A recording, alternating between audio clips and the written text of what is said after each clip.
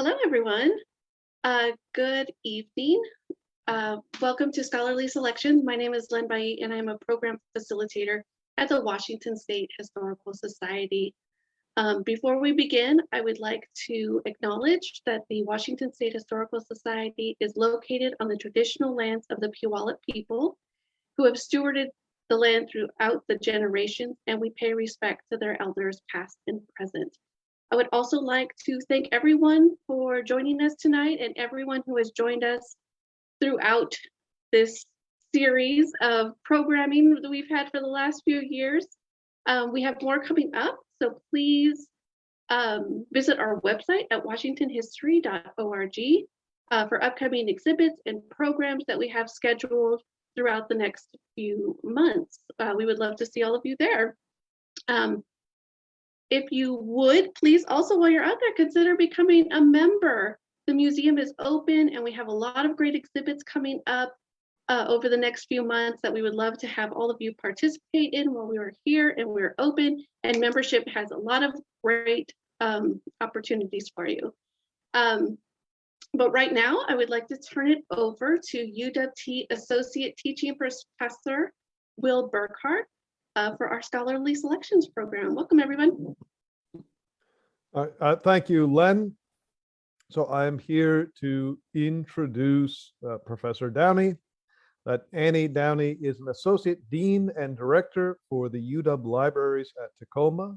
She has worked as a social sciences librarian and library administrator in a variety of academic environments, including her most recent roles as Associate Provost and Director of the Armacost Library and Learning Commons at the University of Redlands, Associate College Librarian and Director of Research Services for Reed College, and Head of Research and Instruction Services for the University of North Texas Libraries.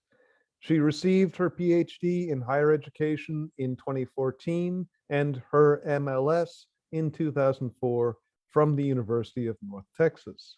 Her research portfolio includes the history of women in librarianship, service design, critical librarianship, information literacy, K-20 library instruction, power dynamics in libraries, and academic library administration.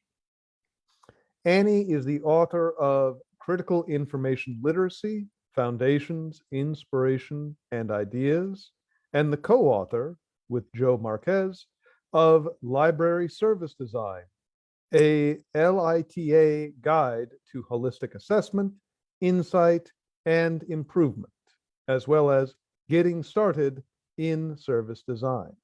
She was awarded the first Future of Libraries Fellowship in 2017 from the ALA Center for the Future of Libraries and was named a 2018 Mover and Shaker by the renowned Library Journal. Please welcome me in giving a warm, if virtual, round of applause for Annie Downey.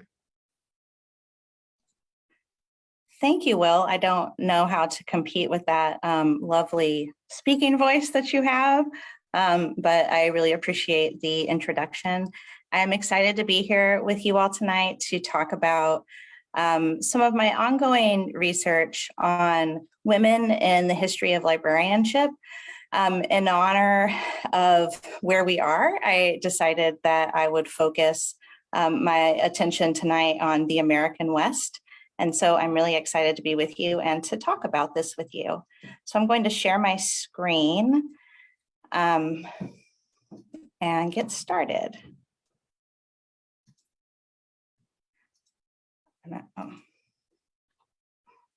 Okay, so the title of my presentation is Gender Transgressors in the Library, Building Community and Personal Independence Across the American West. So I have a very long abstract, and so I'll just basically summarize this, which is that as public and academic libraries developed in the late 19th and early 20th centuries, many women librarians saw opportunities across the American West.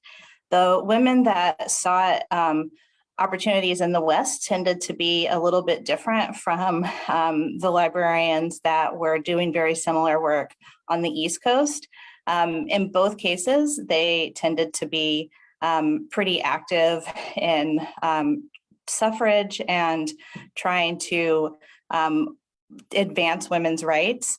But in the Western context, the work tended to be a lot harder, a lot dirtier, more poorly paid, so less well paid. And in addition, there tended to be a need for women that were in these roles at this time to be very outspoken and be really strong advocates for their libraries. So I'm going to talk tonight about, this is my agenda, I'm going to talk tonight about the women who created the female community in the West that helped to shape communities and politics. And then I'm going to talk about just a few librarians. I wanted to talk about a whole bunch, but I had to narrow it down so that we would be able to stay within our time tonight. So I'm going to talk about a few of the librarians that I think are really exciting, but I just want to say up front that these are, I have a very long list. I could have chosen a lot of different people, and I just decided to go with these. One of the reasons that I really want to focus on profiling these particular librarians is because library history has had a real problem of not recognizing the work that women did to develop libraries.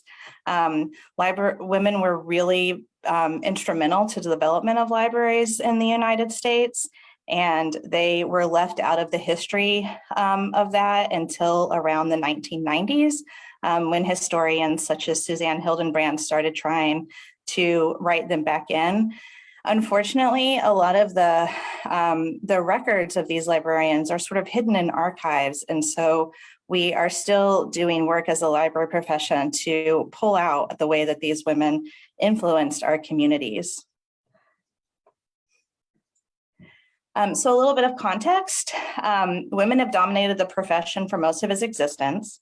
Library women's history is rooted in feminist activism, and so that means that libraries are also rooted in feminist activism. Early women librarians were pioneers in establishing professional work for women, and the time period that I'm really going to focus on tonight is 1887 to 1917, because that was considered the golden age in library development, and a lot of what's happened since then has just sort of been an ongoing current. But this is the time when libraries really established themselves and had huge growth in the United States. So librarianship in the United States was briefly male dominant. When it was, the focus was on organization, classification, and making these activities a science, as well as the position that libraries were going to hold in education. So this is a snapshot of what one of the first American Library Association conferences looked like, in which you can see that there was a focus on things like classification on the shelves, how to construct buildings, relating libraries to college work, heating libraries. There's an article that's in here by Melville Dewey. Some of you have probably heard of Dewey. I'm going to talk a little bit about him tonight. You'll notice here, one of the idiosyncrasies of Melville Dewey was that he developed his own spelling system. He thought we used too many letters. And so at some point in his life, he changed how he wrote his name from the W-E-W to D-U-Y. So just one of the things about Mr. Dewey that I think not a lot of people know about that's kind of interesting.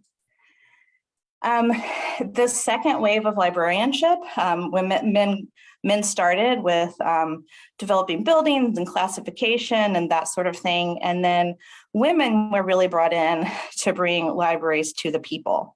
So women, when they entered the profession, really focused on how to grow libraries in the community. They were inspired by librarians in the East and the Midwest. And the librarians that moved west tended to be seeking opportunities outside of the traditional paths of marriage and motherhood. Occasionally, this is because they were financially independent. And those are some of the women that you will see tonight and that show up as people that are well documented. And that is because they, obviously, because they held those higher level positions and they had the ability to travel and to go to the conferences and to really get their name out there. So I would say that the well-off women are overrepresented also in library history, and you'll see a little bit of that tonight. This photo here is some of the librarians that were really influential in spreading librarianship. So the woman in the front is Mary Eileen Ahern, and she is a public librarian that worked in Indiana, and she started the journal Public Libraries and kept it going for decades. And so in some texts, she is considered the mother of public librarianship. This is just a little timeline of women in librarianship. In 1852 is when the first woman clerk was hired at the Boston Public Library. And you can see that from there, things took off pretty quickly for women. By 1878, 2/3 were women. The Boston Public Library is really influential in the development of librarianship because it was on the East Coast, it was an important city, and also because of Harvard. So Harvard and Boston Public Library were working really closely together and sort of developing at the same time. By 1910, librarianship was the third most feminized profession after teaching and nursing. We passed that up in 1920 with 90% of librarians being women. And I'm pretty sure that this is true to today, that librarianship is still the profession that includes the most women. So when we talk about librarianship, it's almost impossible to avoid Melville Dewey, and especially when we talk about gender and librarianship. And the reason for that is because for many decades, Melville Dewey was considered the person that really opened up the doors for women to librarianship. And he did that through the creation of the library school at Columbia. And this photo here is a picture of him with the first class from the Columbia Library Program. And you can see most of these people are women. He actually went out to women's colleges and did speeches to recruit women into the profession. So this was very intentional on his part.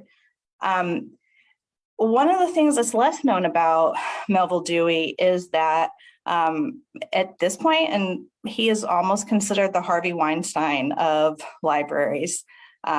He is known to have been a person that regularly was overly friendly with his staff. He thought of the women that worked for him, especially if they worked in lower levels. He thought that they were open for him to assault or to harass or to do a lot of unwelcome hugging. As you can see here, his biographers have described him in terms such as he's the father of modern librarianship and a pioneer in the creation of career opportunities for women. He also is known for unwelcome hugging, unwelcome touching, certainly unwelcome kissing. He never squeezed a woman who was his equal. It was usually subordinates. And about himself, he was not shy about the fact that he, as he said, really liked women. He says, "I have been very unconventional as men are, who show and speak of their liking for women, and that pure women would understand his ways."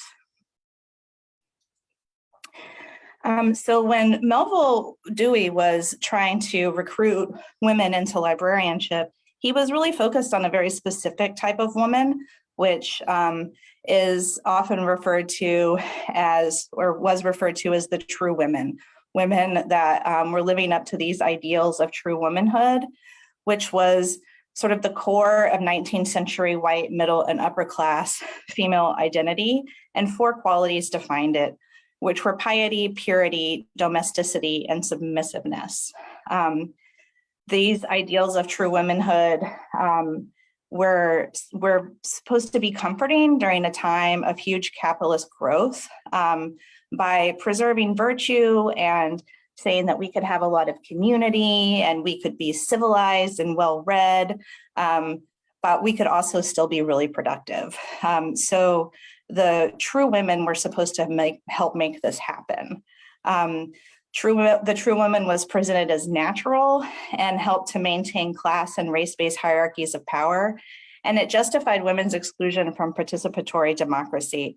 And this shows up in some of the letters that librarians were writing to and from each other, where there was a lot of debate about whether or not women should be involved in suffrage. I'm going to talk a little bit about a couple of Oregon librarians, and while they helped to create a lot of opportunities for women, they also at the same time had some ambivalence about the vote and were not entirely convinced that it was something that women should have.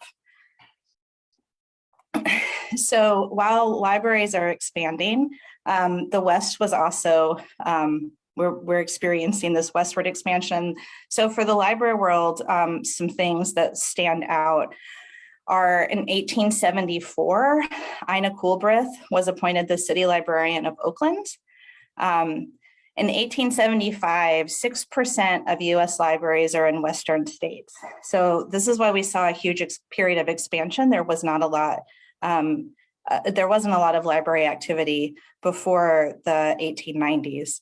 In 1891, Tessa Kelso established the first formal public library training program for the West at LA Public Library.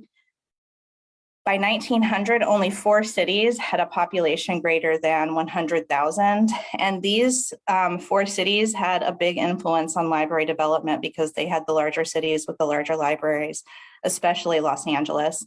But also Denver and San Francisco had a pretty big impact. Salt Lake City, a little less so, although there was also growth happening there. In 1911, the first professional library school in the West was established at the University of Washington in Seattle. But this program was established almost exclusively to create librarians for the University of Washington, and then expanded a bit after that to create librarians for the state of Washington. But it was really a very kind of inward focused program. So here's our definition of the American West, just to give you a very clear idea of what I'm talking about.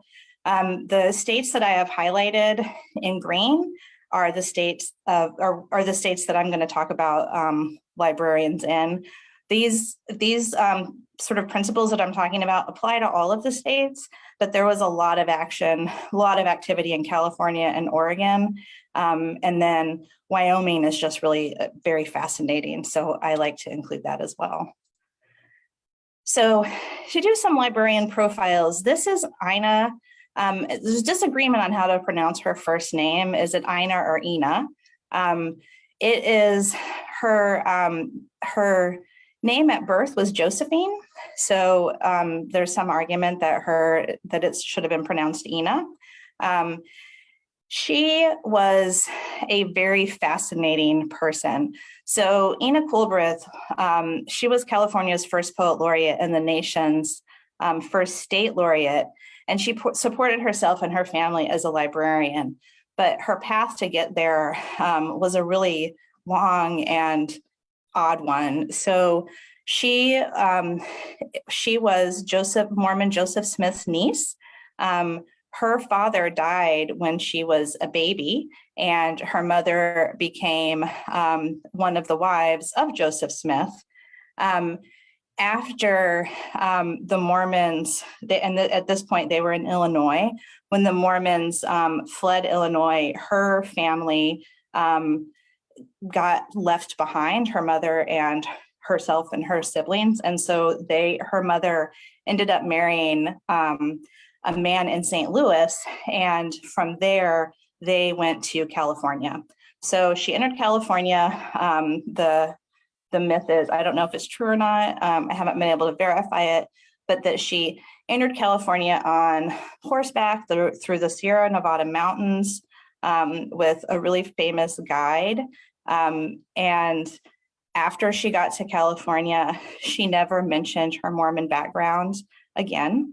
When she first landed, when her family was first in California, she went to high school there. She started writing poetry in Los Angeles. And then she very briefly got married. The marriage ended in great scandal and divorce when her husband tried to kill her with a gun.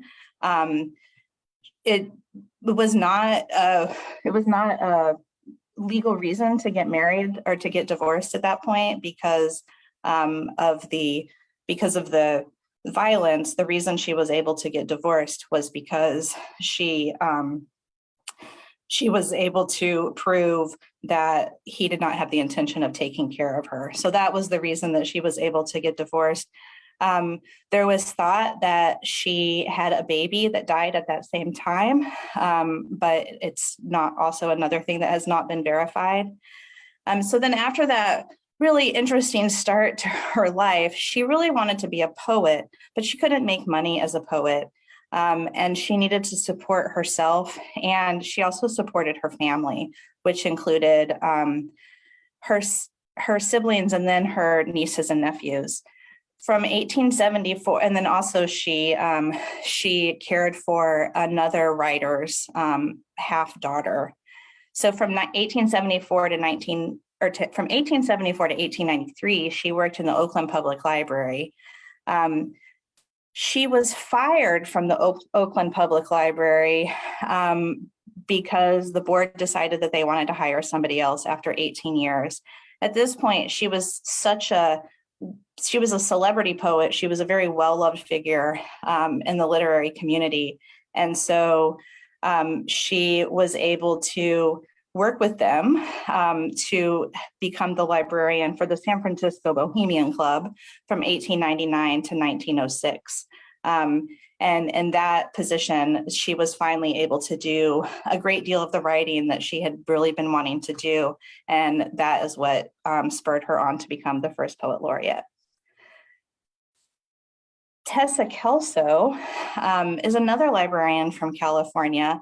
So Tessa was the 6th city librarian, and she wasn't there for very long, but she had a huge impact while she was there. She was an early and vocal advocate of women's rights who refused, she refused to live by the time's traditional gender roles. And this went to her all the way to her interpretation of how librarianship should be structured. Most women at this time were really huge advocates of children's librarianship. And it was an area where women were really able to establish themselves pretty quickly. But she was opposed to that because she thought that that was something that kept in place the basic structure of librarianship as a feminized profession. And she did not want women to be limited to to being placed in what she considered a maternal role. Tessa was considered to be a very outspoken person. She was fired ultimately, or she was forced to resign ultimately because she sued the city because they had agreed to pay her travel fees to do professional travel for an American Library Association conference. And then when she got back, the city treasurer at the time, even though it had been approved by the mayor, the city treasurer refused to reimburse. And so she sued the city, and that established in the minds of a couple of board members that she was somebody that was very difficult. And so they basically decided that she was too hard to work with. And so she was ultimately pushed out of the Los Angeles Public Library. But her legacy continues. She's still talked about. Charles Loomis, who ended up becoming the LA public librarian for a long time, described her as the best man ever to hold the job. She was a woman of extraordinary business ability, quenchless energy, and a great executive force. Tessa is also one of the people that really stood up to Melville Dewey and really pushed for him to lose a lot of his stature in the librarian community. And so he was trying to have the New York Library Association's Library Week at his estate in Lake Placid, and Tessa Kelso protested by saying, "For many years, women librarians have been the special prey of Mr. Dewey in a series of outrages against decency, having serious and far-reaching effects upon his victims." One of the reasons that Tessa was so outspoken against Mr. Dewey is because one of the women that, the librarians were all friends. So many of her friends had been prey to him. But in addition, one of the women that she spent a great deal of her life with and was most likely one of her girlfriends is somebody that Dewey was pretty aggressively after. So then I want to move into some academic librarians. And I chose the two librarians that I'm going to talk about for academic librarians from Oregon and from Wyoming. And at the same time that this westward expansion of librarianship was happening, the land-grant institutions across the West were also expanding. And so this was a time of great growth for the land-grant institutions. And it was a time when libraries could really grow because of that influx of money and interest. So Ida Kidder is a fascinating person who did not enter librarianship until she was pretty old. She was 51 when she started her first library position for the Oregon State Library Commission. She was a teacher from 20 to 39. Then she married, she had no children, and she got widowed. She was widowed fairly quickly. Not sure what happened to her husband, but she was only married for about 10 years when she was widowed, and then she did not remarry. She only worked at OSU. At that time, it was called the Oregon Agricultural College. She only worked there for about 12 years, but she had such an impact that the alma mater is actually dedicated to her. She lived in the dorm and she was adored by students who called her Mother Kidder. When she was describing how she ended up with this job, she said, "They need some very strong body to carry them out to success. And people always seem to think I am a strong body, though I sometimes get awfully tired of being strong. Don't you?" In 1919, the student yearbook women's section was dedicated as follows: "We dedicate our section to the most universally loved woman on the campus, Mother Kidder, an inspiring teacher and the best of friends. She lived in the dorms. She went to the parties with students. She danced with them." As I mentioned, the alma mater was dedicated to her. After a few years at OSU, her arthritis got quite bad in her hips. And so it was difficult for her to walk around. And so the students bought her or made for her this little car here that you see, and it was called the Wickermobile. And so this is what she used to get around campus. And as you can see in this photo, when she would go around campus, people would often follow her or talk to her. She was really known as somebody on campus. One of the things that's really interesting about Ida Kidder in this moment is that when she died, she was so loved by the students that they wanted to have an on-campus funeral for her, and they wanted to have her lay in state at the library, which they did eventually do, but they had to delay that because they were in quarantine because of the flu. So Ida Kidder she experienced some of what we're experiencing right now, and her funeral was actually delayed because of that. Grace Heberd is a librarian from Wyoming. She is our second land-grant university librarian that I want to talk about. She was a fascinating figure. She did everything. It would be impossible to list everything that she did. She was an engineer, a professor, a librarian, a historian. She was an activist. She was the librarian at University of Wyoming from 1908 to 1919. She was also a member of the board, and that is actually how she ended up in the librarian position, because she managed to get herself onto the Board of Regents for the University of Wyoming in a paid position as their secretary. And she managed to keep sort of adding on to that, so that she was the chair of the School for Political Economy. She was the university librarian. She was the secretary of the board. She was on the Wyoming Historical Commission. She was the first president of the Wyoming Library Association. She was the state's champion in golf and tennis. She spoke all over the country about suffrage. She was a very close friend of Carrie Chapman Catt, and so she was sort of sent around the country because she was such a strong speaker. Her legacy was extremely diminished by historian T.A. Larson. At some point near the end of Grace's career at the University of Wyoming, there was a professor that was very angry that she made more than he made. And the reason that she made more was because she had all of these jobs. But from his perspective, a woman should not be making more than he was. And so he did a campaign on campus to really dismiss her legacy. This extended to this historian that did some of the initial research on Grace, and that research has been used over and over to keep her legacy down, essentially. And so one of the things that she's presented about her is that she was very difficult to get along with. She was grumpy, just all of the things that are typically said about a woman that is too masculine for people's taste.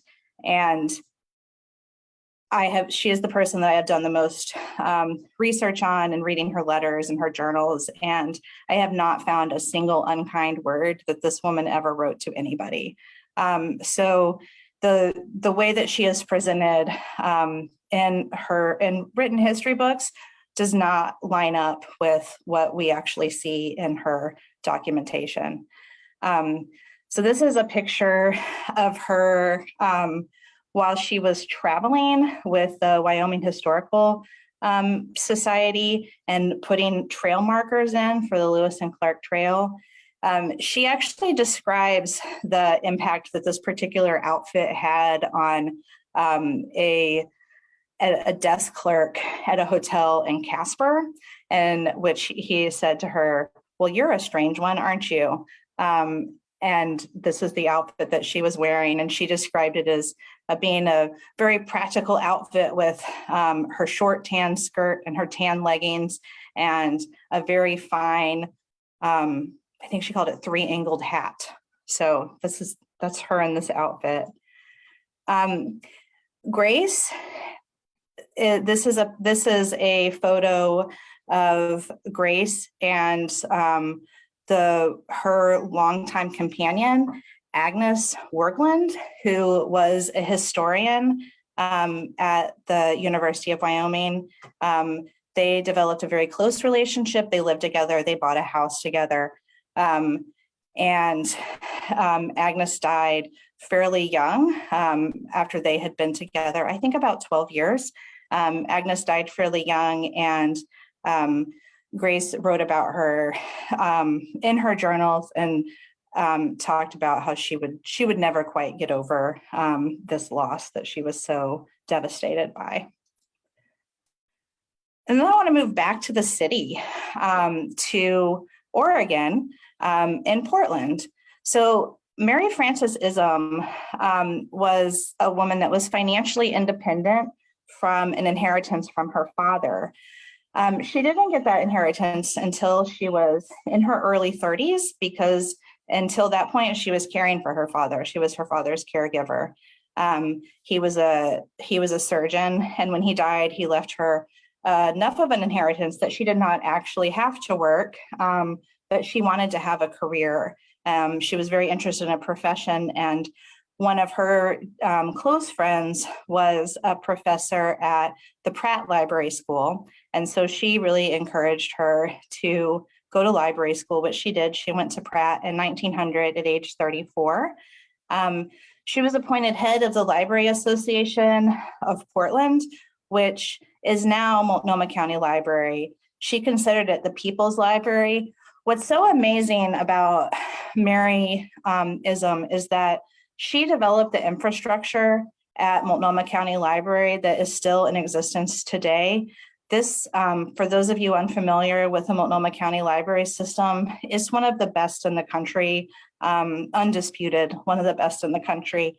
And one of the things that's so remarkable about it is that it is county supported.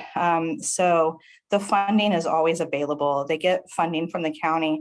And then the other thing that she did was she developed this network of relationships with the schools and developed a branch system that still exists to this day.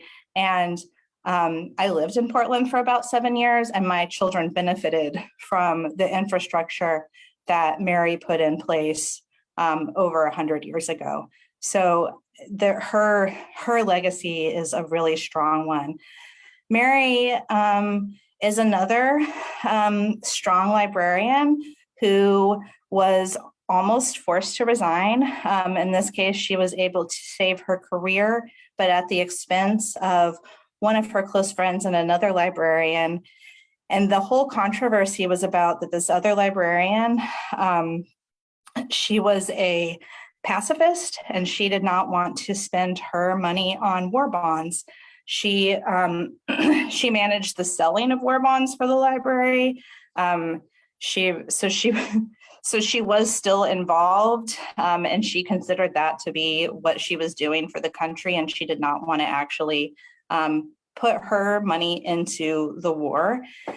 And she stood very strong on that, and Mary stood by her and defended her and was able to get through one board meeting where it looked like it was all going to be okay. And then the board member that really wanted to see both of these women removed from the library system continued his campaign, and the librarian that she defended eventually was forced to resign, and Mary stayed in her job for a while longer. So all of the librarians I have presented so far, I think you will recognize as being what would be considered old maids or spinsters. In some cases, these were women that were divorced, but they did not remarry, and in the cases when they were married for short periods of time. And so I just wanted to make a quick note on old maids and spinsters and that the way that language was used. So this is an article from July 1895 Oregonian about famous old maids. So this is actually a strangely complimentary article on women who chose not to marry and who chose to dedicate their lives to service instead. And what's really fascinating about this particular article is that many of the women in this piece, since it's been since this time, many of these women have been identified as women that were lesbians. And so it's really fascinating that they were sort of packaged into this article about famous old maids that was actually complimentary. But it also supports the argument that historians have made that this language around old maids, especially in relation to women that were librarians or social workers or teachers, is that it really was a way to call women out for not meeting their traditional gender role, which was to get married and to have children. And so did that mean that they were secretly lesbians or they were secretly gay. And so this is something that librarians have been responding to for decades and decades, and have really tried to try to bring down the talk about how librarians are old maids and spinsters. And that really can be traced back to this idea that is because they were being called lesbians and they did not want to be labeled with that.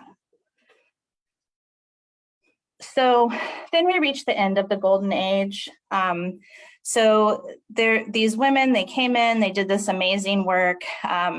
As I've mentioned, towards the end of their careers or in the middle of their careers, people came at them and tried to get them removed from their positions because of a variety of reasons. But in almost all cases, it was really because they presented themselves as strong women, and it was not something that everybody was comfortable with. So at the end of Oregon State Librarian Cornelia Marvin's career, and something interesting to note about Cornelia Marvin, she was the first Oregon State Librarian, and then she married the previous governor of Oregon and helped him recast his career as a US Senator. But she started as a librarian. She had a lot of power in Oregon. And as she was leaving, this is how she described, this was her reflection. 25 years ago, the situation was very different. There was a pioneer spirit, a missionary spirit, which is, I presume, incidental to all new movements. All the mechanical things which were done were accomplished to clear the way for the good work which was to come. Everyone was hopeful. I do not know what has happened. I have some answers about what I think happened. A lot of it is about funding. And so I have this quote. A normal school librarian from Washington said, "I feel that I know how to put on labels and apply shellac and ammonia sufficiently. Where no help is given, the mechanical work takes far too much of the librarian's time." So her argument here is that this technician work that the librarians thought that they were going to come to the West Coast and be able to hire paraprofessionals to do, they didn't get funding for it. And so all of that work fell on the librarians. So they thought they were going out to do this intellectual work, this outreach, this work with the public, and many of them ended up spending all of their time instead working with chemicals and with dust. Job ads for librarians at the time said that you had to have a very strong constitution. You had to be able to work extremely long hours. One of the things that Ina Culbreth talks about is that her 12-hour days, 6 days a week, made it impossible for her to do her writing.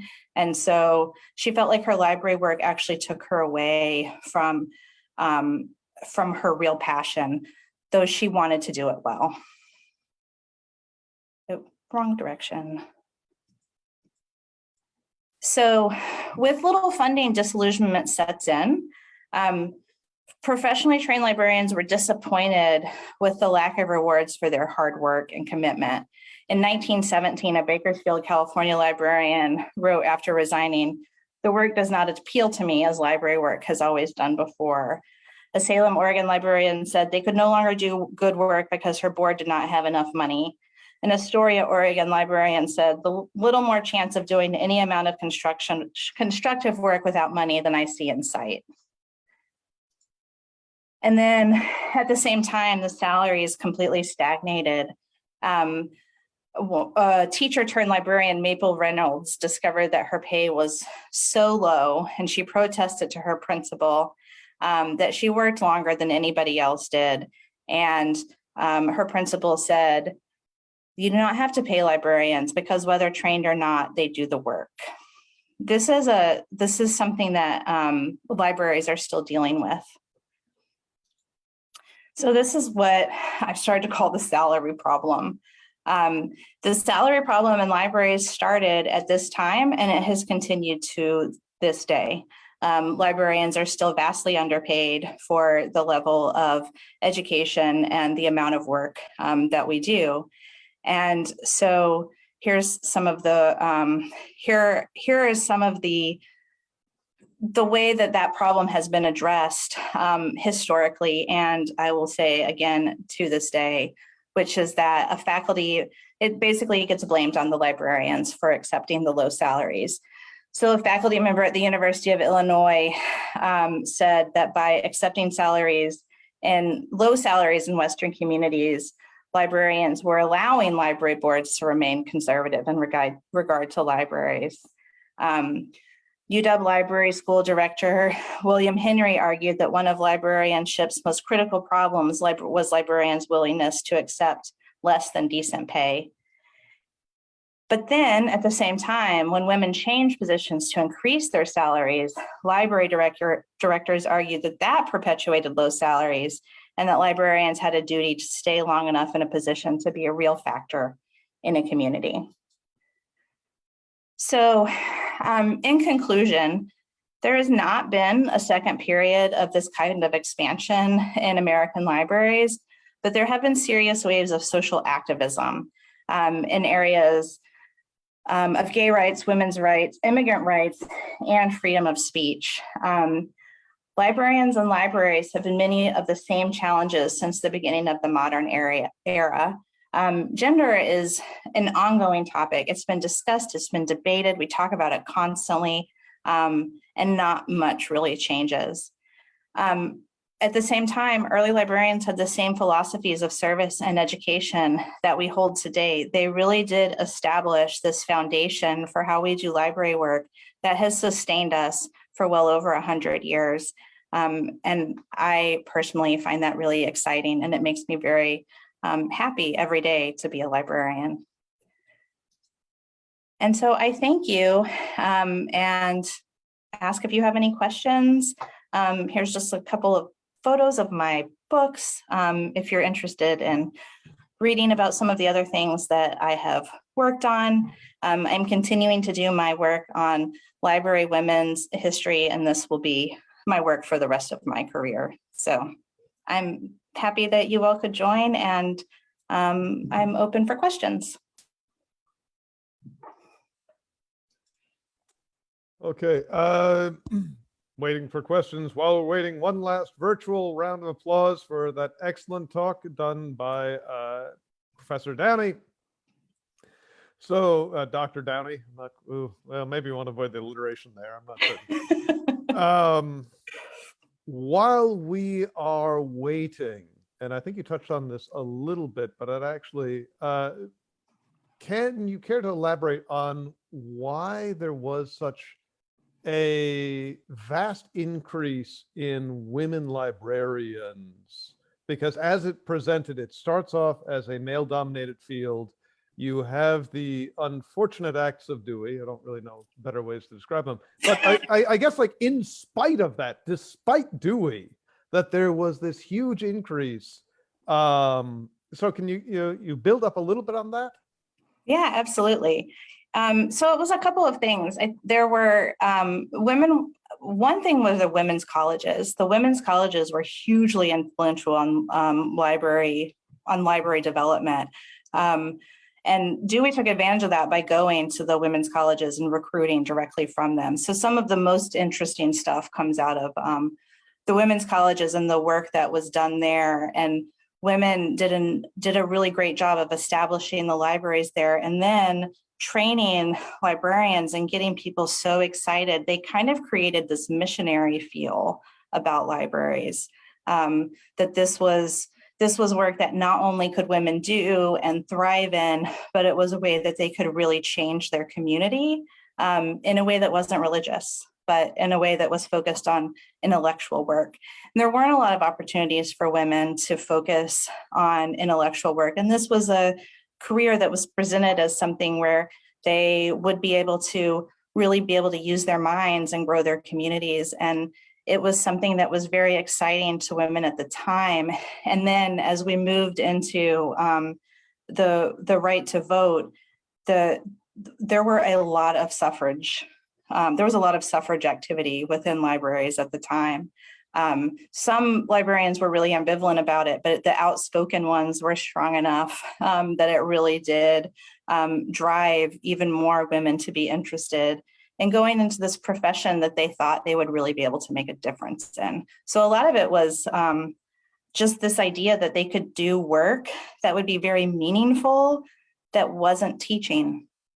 Okay, thank you. So it is an empowerment angle. Mhm. Is there an economic part of that? And I should. Of course, yes. The economic part of it is that they didn't want to necessarily get married. They didn't have a lot of opportunities, and it was a salary, as even with it being low, it was a salary that you could live on. It was a living wage. And so that was appealing too. Okay, fantastic. Thank you. And now we are getting questions in the chat. First question, have librarians ever unionized? Or at least in the period you were studying, do we see? No, yeah. We are actually in a unionizing moment now in libraries. Okay. Traditionally, no, libraries haven't unionized. I actually don't know why. I haven't done any research into why that is the case. But we are experiencing it really extensively right now. It's something that was happening pre-pandemic, but during the pandemic, it's taken off even more as librarians have been confronting sort of the reality of being felt that they're essential when for many years they were told they weren't essential. And so I think that this has created some conflict within libraries that is resulting in unionizing right now. I mean, it is an interesting question to reflect on it. But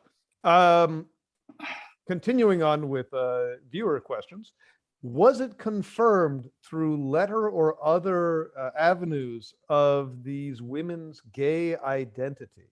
I mean, kind of getting to that, how do we, besides inference, how do we get to the identities of these spinsters? Yeah, that's a really interesting question, and actually a direction that I'm going with my research that really excites me.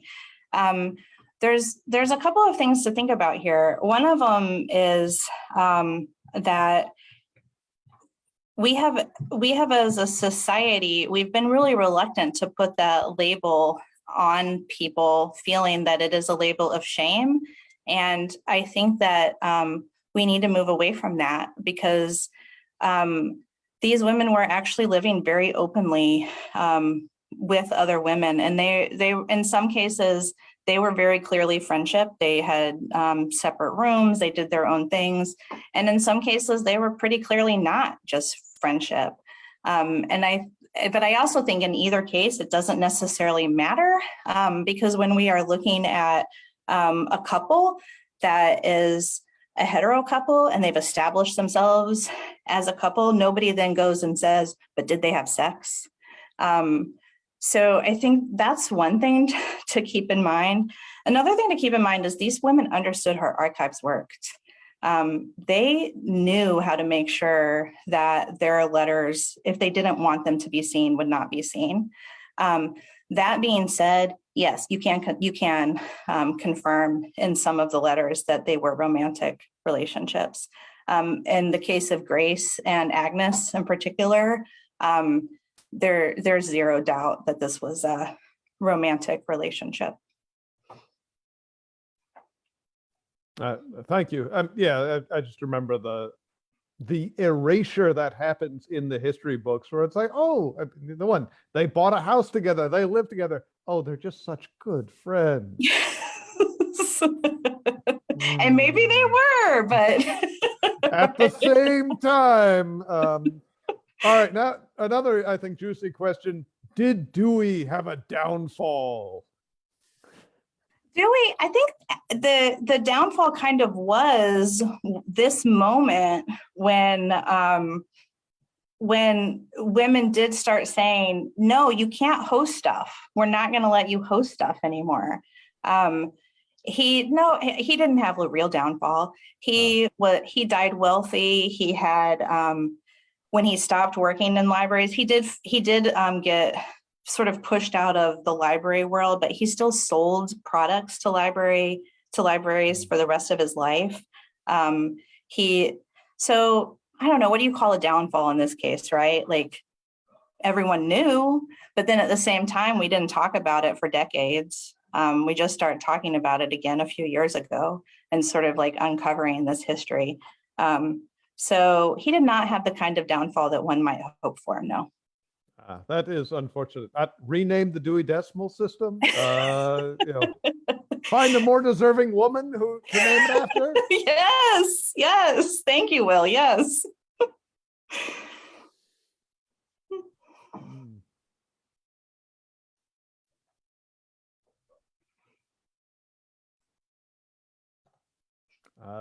All right, so that's all we have in the chat. Kind of waiting here for any final questions.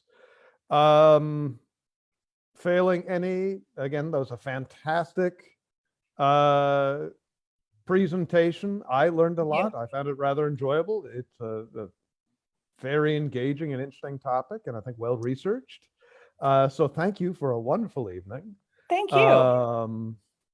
Any other final last thoughts you'd like to add? Just if people have any follow-up questions, I love to talk about this stuff and am happy to respond. And yeah, just anything people have follow-up about, I'm available. All right, fantastic. Thank you very much. Again, one last virtual round of applause. And I am going to pass it back off to Len. So, all right, have a good night. Again, thank you, Dr. Downey. Thank you.